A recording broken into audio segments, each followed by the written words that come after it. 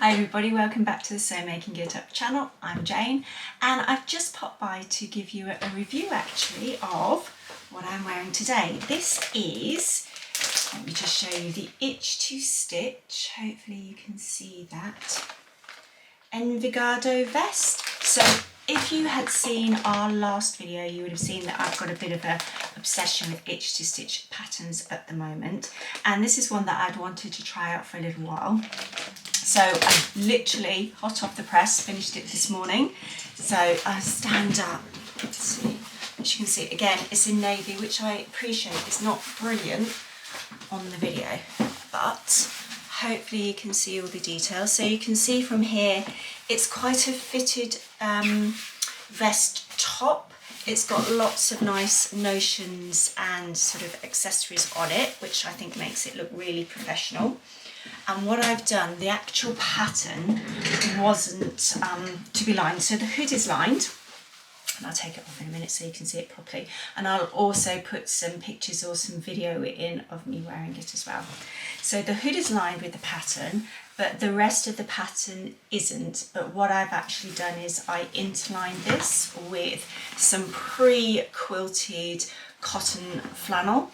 And although when I bought that ready quilted, it wasn't that thick, it was maybe about 1 centimetre thick. So what I did was kind of guess a little bit to say, if I'm interlining this, this is going to add a little bit more bulk. So should I size up or not? In the end, I didn't, because I looked at the finished measurements and I thought there's enough ease.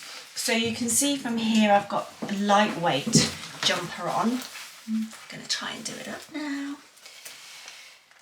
Let me just do this, there you go. So you can see that it just about fits. If I don't have a sandwich, it's fine. But the reason why I wanted to make this was to have something without sleeves specifically when I'm walking the dog. And you can have quite a chunky jumper underneath. Because when you're wearing, unless it's a really big and baggy coat, and dog walking in the cold, if you've got a big chunky jumper on, it's all the sleeves tend to be really tight. You end up a bit like the Michelin Man. So I have put a chunky jumper underneath this, and it's okay. I can't really do it up, but it's fine. So in hindsight, I should have sized up, but you know, you kind of live and learn. This is fine. I mean, it suits me fine. It will be fine for the spring and the autumn. And obviously because I've interlined it as well, it gives you that extra sort of warmth if you need it. So let me just take it off so I can then, seamless, isn't it? Just trying to wriggle out a bit. There we go. I can show you the details. Right. So as I said, the hood is, the pattern is lined, so I decided not to use my quilted interlining for that because it just makes it too big and bulky. And when I did the closet core Kelly Anorak, I lined it with sort of padded fabric, and the hood just slides off your head, and it's really quite annoying. This has got a drawstring round it. Now, you don't have to put that in if you don't want to. It's got a nice feature of a stand-up collar, which is integrated to the front. So when you zip it up, it goes all the way up. And then you can see the pattern does sort of say about putting press studs on all the way down, and then you've got a separate placket there along with the zip. You've also got a casing that you add on the top with the rivets and a drawstring. To be honest with you, because this is fitted, and if you're, I mean, this would be nice if you need to have some fabric with a bit of body in it, otherwise I don't think it's going to hang right personally. So if you made it out of a wax cotton, you can make it out of a tweed, you can make it out of denim, but if you make it out of something that's got quite a lot of body, I'm not sure the drawstring really is going to work. So you can leave it off because it's not like you need it for the shaping, or you could actually just put make a belt and put belt loops around it instead. The princess seams to give the shaping over the bust, they do come in lots of different sizes. I'm just looking down there because that's got the sizing on here. So let me just show you that again. So that's a 00 to a 20 I think they're US sizes. I came up as a 2 on top and I graded down to a 4 around the waist and hips. And then it's got the bust sizes of A, B, C, D and double D cups on there as well. So that's quite good, a quite good range. And then it's also got 2 pockets at the front. So the seam allowance on this is 1.25 centimetres, which I sort of stuck to throughout. But I do think the seam allowance on the pockets was probably 0.5. It didn't say that on the instructions, but when I put them on and I followed the patterns for the markings, these pockets were a lot smaller. And you can see, I mean, you can get your hand in, and obviously you can put loads of stuff in there, but I would prefer them slightly bigger. And what I would also do as well, so if I just show you the side here, so if it's slightly bigger across here, I think what I would also do next time, because you make this pocket separate, I know that doesn't really make sense. What I mean to say is you make the front, the pocket is lined, and then you stitch it on. So you're not relying really on the coat to be your full pocket. I know I'm not really making sense with this at all, but what I would do in the future is sew most of the way around and then attach it here, attach it at that corner and leave a gap to put your hand in here as well.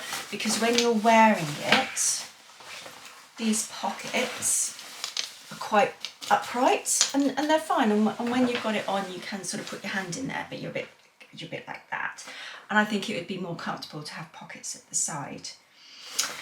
So moving to the inside. So on the instructions it says about making Hong Kong seams, but life's too short for Hong Kong seams. So all I've done with the interlining is I've just kind of overlocked all the panels. So what I did with that is cut out the fabric altogether, all the different panels in the fabric, cut out exactly the same in the interlining, and then basted all around them. It's a little bit of a faff because if anybody's used sort of wadding and quilted fabric, they will know that can shift around. And when you're using it as interlining, you really need to be careful that you're not stretching your top fabric to fit your interlining, because then it's just not going to hang straight. Now on here as well, I'm not sure if you can see, there's a few puckers. It is really difficult with the curve seam as well when it's quite thick to get those lying nicely. And to be honest with you, I couldn't be bothered to keep unpicking it and keep trying, and you don't really notice it unless I'm pointing it out to you. The inside is finished off with bias binding that is stitched on the outside, turned under and then hand hemmed. I did order some navy bias binding to finish this off. I wouldn't say that that's navy bias binding, that's more sort of royal blue, but you can get it so when you're wearing it, it doesn't really show. I'm trying to think what else. And then the bottom is just literally, you've got an inside facing as well to put your placket with, and then the bottom is just, I've hand hemmed mine. I think on the pattern it says to stitch across the bottom, but with this I didn't really like that look, so I have actually overlocked and hand hemmed the inside. So the instructions, I would say, are really clear. There are, I keep fiddling with this and it's probably coming across on the sound and really annoying, sorry. So the instructions are really clear. There are quite a lot of pieces. It took me, I would say, a good couple of hours to make it. I would say the fit is pretty true to size. It's really comfortable to wear. I would sort of say if you've not made a coat before, this is probably quite a nice one to start with. As I say, you don't have to go with the casing. I've put cord in around the waist and around the hood. You don't have to do that. You don't actually even have to go with the placket and the press studs if you didn't want to. You could just keep it straight as a zip, because you actually put this is one of the last things to go on. It's not integrated in when you make this, when you make the zip. Same as the pockets, they're one of the last things to go on. So if you didn't fancy that, if you just wanted to do quite a plain vest for your first go, I think this would be really good. So I'm quite pleased with it. I can't remember where I got the fabric from, which is really annoying. The outer fabric has got a slight pile on it, so it's attracting every little bit of dust that is around everywhere, which is a bit annoying, but you know, I think that will just wipe off. And this is rubber backed, so it's kind of shower proof, which will be really handy. So that is that one, and this is, I think, probably number 4 or number 5 of the itch to stitch things that I have made.